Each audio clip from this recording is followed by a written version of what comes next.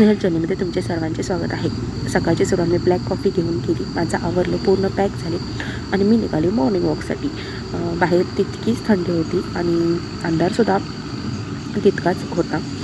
येताना हनुमानाचं मंदिर लागलं होतं, येता येता दर्शन घेतलं आणि मस्त फुल फ्रेश वाटत होतं। हा जिमी खूप दिवसांनी भेटला होता। त्यानंतर घरात येऊन सगळी कामावरून मी माझं आवरलं।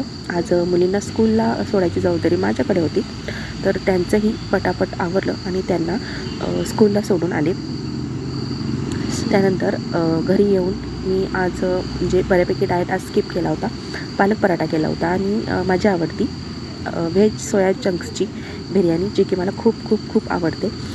त्यानंतर थोडं ब्लाऊजचं काम शिल्लक राहिलं होतं आणि ते केलं। आणि आज माझ्या घरी येणार होता माझा भाचा आणि भाऊ आणि वहिनी, तर ते आले होते आणि मुलींनासुद्धा मधल्या वेळेत बोलवून घेतलं। परत त्यांच्या आऊनी त्यांच्यासाठी हे ब्लूटूथचं रोबोट दिलं होतं मुलींना। आणि ह्याला बघा सायलेन्सर भाजला होता तरीसुद्धा हा बघा किती खुश, म्हणजे जरासुद्धा हात रडला नव्हता।